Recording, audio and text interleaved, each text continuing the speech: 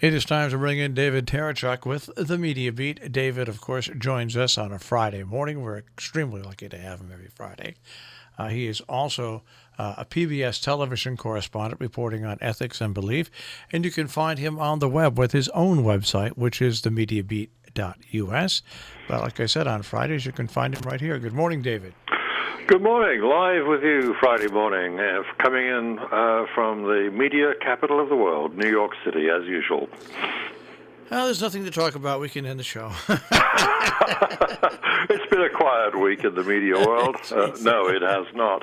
And by the way, as I say, I'm coming from New York, as most times anyway. I come from New York with this show, and I guess it's a long expressed notion that if you have to read the New York Times to catch up with a social phenomenon or a trend or something, you are just not with it.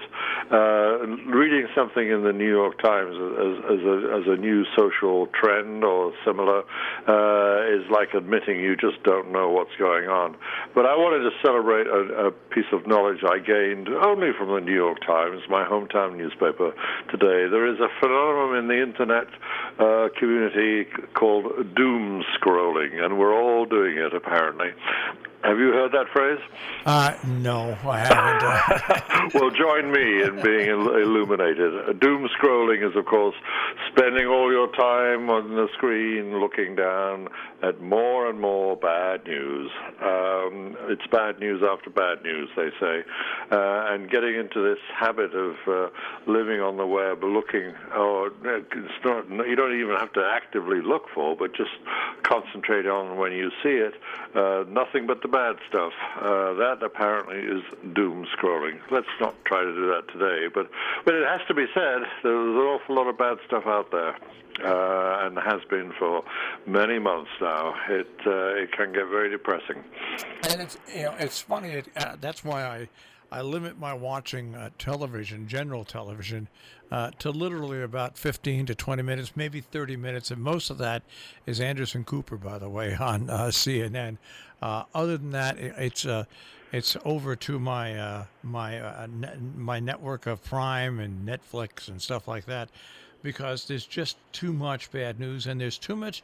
It wouldn't be bad if there was just news about the bad news, but then you have all these talking heads talking about the bad news. Sure, masquerading as news. They call themselves news shows, but in fact they're opinion and very often yelling opinion shows. And that's no good to anybody. And I have to do this for a living. I do have to keep up. So and so do you. So it's difficult. But the idea of rationing is really important, I believe. And as you know, I've often celebrated my own approach and tried to recommend it for others if they're interested. A Sabbath is a pretty good idea too. One day off a week from the news completely is no bad thing. You can easily catch up on Monday morning if it's Sunday you take as your media Sabbath. But it can be any day of the week, of course. And I think it's probably a good idea to have a kind of social, mainstream media and social media as well, perhaps, nap in the day. Just set aside an hour or two when you just don't respond to anything at all that comes in via screen or screaming screen, or the phone or whatever it is that you let in the outside world and its grim news. We all, the thing that gets me is we all know that the White House press briefings are simply a joke. I hate to say that, but they are. Pretty bad joke, but a joke. A joke. We all know when the president gets up in the Rose Garden that it's going to be a political speech because he's using the Rose Garden as a campaign lectern there. We all know that. We all know that Joe Biden is coming out once or twice a week with plans and things like that. But what we fail to realize that with all we are so concerned about Donald Trump and about coronavirus and how the CDC no longer is being bypassed by the Trump administration, there are other things in the world that are going on that are just as important. The first stories that came out about the COVID-19 virus possibly being stolen with all these.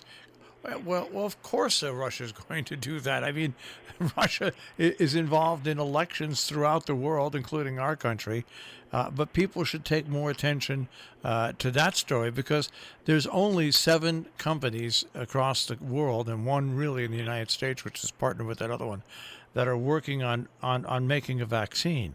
So, of course, you take a country like Russia, which is now experiencing its own outbreak, and their technological expertise in managing to infiltrate with the internet. Of course that's going to happen, but that story is put down in second and third place, David, with the coverage of what we already know to be true. Yeah, I'm glad to see my hometown newspaper, which I stand by most of the time, although I'm quite prepared to critique it rigorously too. Made that particular story its lead for this week, and rightly so. You're of course correct. I mean, it's a major story, and it's not just part of the great coronavirus melange, if you like, or the flood of COVID stories. It's significant in its own right, and of course it should also not be any great surprise either. You're right about Russia concentrating on this form of international mischief for its own advantage. It has a branch of its intelligence services and its military dedicated to entirely to it. Internet research is one of the euphemisms they use, and that's, you know, it's absolutely inevitable that getting their own hands on what research there is going on to produce a vaccine is something they were bound to do. And here they are doing it in the opinion, the pretty well confirmed opinion of several Western intelligence services, not just our own. You know, we've been used to China. China is very good at stealing industrial secrets. They've been doing it for years. They've been doing it before the internet. They've been doing it for a long time. So why should we be surprised about Russia also doing this? Because, you know, we used to have a technological advantage here in this country, but now these countries have got to branch out and learn how to steal from other countries, because it's not just the U.S. And with all what's going on in the U.S., it's not just the U.S. That leads now in finding these vaccines and these cures. Far from it. No, yeah. I mean, I don't want to be jingoistic about my own old former home country, but some of the most furthest along research is taking place in Oxford, England, and of course, you know, it's much of the American work is partnering with overseas partners too. It's not as if this is some kind of precious national resource. It should be a shared resource, but fairly shared, not shared by the tricks and the subterfuge of spying. Yeah, it's pretty amazing. And right now, I ask your opinion on what is going on. What really is upset me, and it caused me to watch less news when I heard that the CDC, the Center for Disease Control, was going to be bypassed with the statistics, and they're going to go right to the White House, which has hired somebody to then work those statistics. The CDC is not perfect like the WHO. There are some imperfections and there are some mistakes, but basically the people who work at the CDC and at the WHO work for people. They don't work for governments, and that's one of the shining moments of those organizations. And I fear that the United States is trying to strip that away. Well, yeah, you're right. There are some statistical reasons for wanting improvement to to the way that the CDC has handled the numbers, but inevitably with this particular administration, you just have to be suspicious about their motives in wanting to kind of swerve around the CDC when gathering information, and not have the CDC be the main repository for it anymore. It suggests that, in an Orwellian kind of way, as it was earlier on with the coronavirus task force set up under Vice President Pence, which tried to control all the information about outbreaks and casualty rates and case numbers and death numbers early on. They're now trying to make sure that the White House is in overall command of all the statistical information, and inevitably that seems like media management more than anything else. And we know how truthful, is that the right word, the White House is when it comes to their efforts at media management. It's all about trying to make the president look good, or at least less bad and crazy than he now appears to be in the setting of coronavirus. No aspect of presidential responsibilities since he took office has demonstrated so clearly the fact that the president is not in control of what he's meant to be by office in control of. That is, maintaining the safety and security of the country's population. It's interesting because, of course, there was the big, and still continuing, the Puerto Rican, horrible handling of the Puerto Rican situation when they were devastated by a hurricane. But now this is one of those segments we can officially say that the coronavirus handling in the United States has been a major cluster. You know what? It's just been horrible. It has been horribly handled. And the proof is in the pudding. I mean, England is getting ready to open up, and they're easing their lockdown. Germany and all these other countries in Europe seem to have brought the curve down and kept it down. The United States, no, the curve is not going down. It's going up. 71,000 cases yesterday. And India now, their COVID... And now the overall total of 3.5 million. Yeah. Do you remember the days when it was argued about whether we could expect to see 100,000 cases? Yes, things are wildly out of control, and of course everybody's. I mean, it's quite clear that everybody knows it now. I don't think. I mean, that's a rhetorical everybody. There are holdouts who still try to deny the truth, of course, and there always will be. We know about the rock-solid Trump base that exists, but it is very, very evident that the United States, the most powerful economy in the world, supposedly the most powerful nation in the world by reputation, cannot handle this problem, and is the worst in the world in many ways. It's a highly regrettable, and in the end, somewhat. A powerful indictment about our own leadership system. Something terribly wrong has happened, and it needs to be corrected, and perhaps the democratic process is one way by which it will be protected. It will be altered. But that raises a whole lot of other questions, which we can, if we want to, go into. But I don't think it's necessary right now.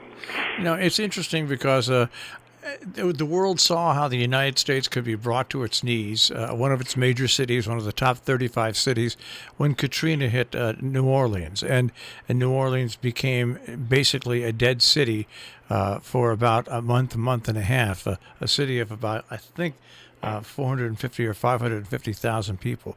That was bad enough.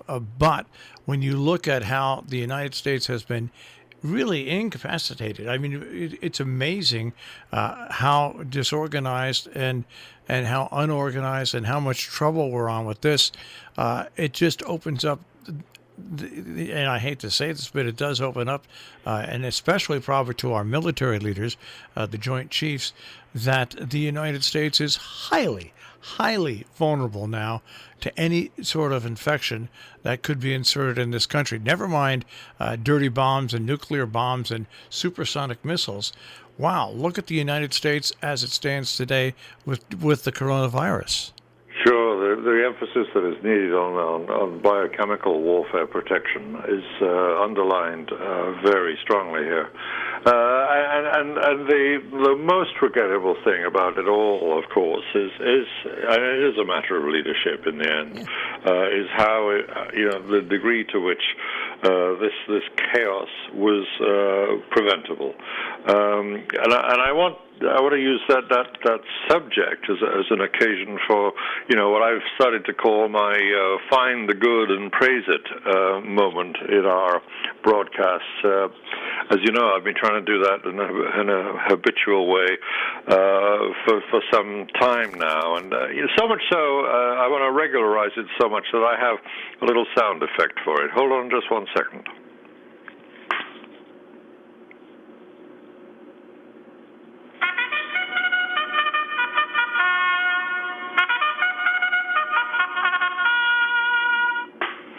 That's my fanfare for Find the Good and Praise It.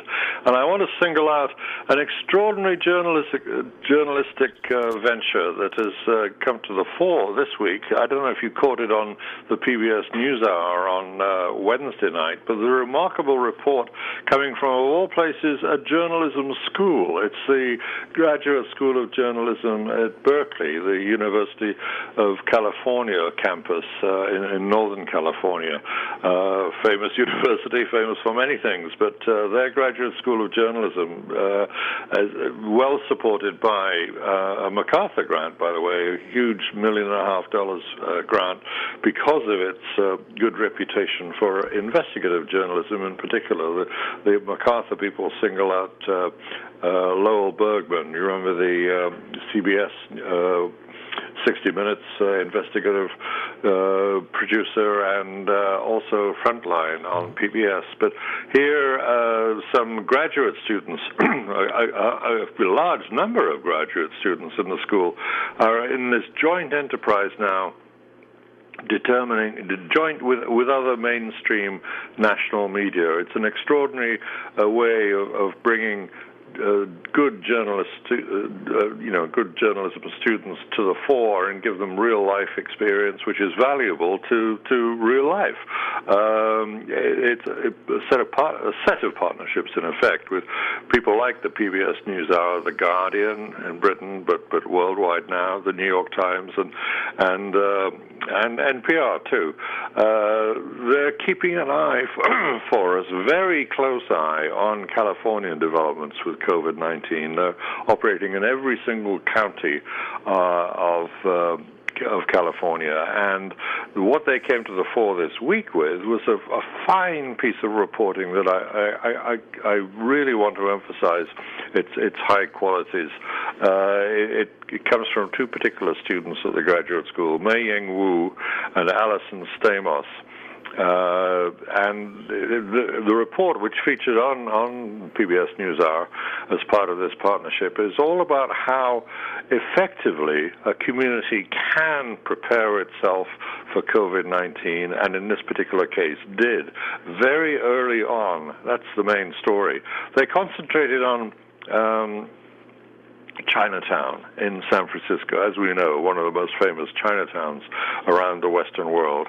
And as far back as January, they were preparing themselves for COVID-19. One obvious reason to want to prepare themselves, of course, is that as a Chinese community, incredibly dense, tightly populated area of the city, where many residents, of course, go back to China for the Chinese New Year, the early part of our calendar year. And so, in particular, Chinese Hospital, which is an acute care facility in the heart of Chinatown, run by Zhan Shang, is the name of the man behind this initiative, worked out, a fairly obvious point that if people were going to be going back to China for holidays, they might well be in danger of bringing the virus back into their community. So steps were taken as far back as that, and very thoroughly, making sure that the 15,000 people who were crammed together in just a tight little area of 22 blocks made a really I remember it being called for me, because I was a New Yorker when I was visiting, it was described to me as the densest population west of Manhattan, my own hometown. So they took a lot of very serious measures based on the hospital, but also involving the biggest restaurant in Chinatown, the Far East Cafe. They turned its kitchen into a kitchen for the entire community, closed the restaurant itself so as to avoid social transmission, and education program for the residents, posters everywhere, word of mouth too, a dedicated education program right from the get-go. This is, and as I say, this started back in January, so we've now got fewer than 20 cases of COVID-19 in the months since January, right up until this week, amounting to one of the lowest infection rates in the entire nation. And that's a remarkable story brought to us by dedicated young journalism students that I really want to commend. It's online, of course, at the pbs.org/newshour site, and you'll see the benefit of concentrated work and picking up on a story early, and the content of the story itself. The fact that it was, in a very, very clear way, a perfectly avoidable catastrophe. And a small community is not, of course, the same as a huge nation like ours, but it shows the virtues of taking early action and taking the problem seriously at an early point. Well, you point out that, you can take these small examples of success in handling COVID-19, and you can overlay it with the federal government. If the federal government had gotten involved right away with a nationwide mask and social distancing, not necessarily a shutdown as per se in the beginning, but could you just imagine if the nation had gone to a mask and social distancing operation, let's say on February 1st, the results today would be so much different if dictated as a national response. That is the message of this story, I would claim. And yes, absolutely. We would still have had infections, but of course, all the evidence is pointing clearly to a combination of hand washing, social distancing, and mask wearing does have its very effective results. It just brings down the curve, and yes, we would have deaths. And would the deaths be like minor? No. When you're looking at a country, no. But you wouldn't be sitting at almost 180,000 deaths 6 months into this. Had this been done on a federal effort right at the top, not necessarily having states shut down businesses and everything, but just do smart things. You could have had a shutdown for 1 month and said, everybody, this is what we're doing for 1 month. But the federal government did not get involved.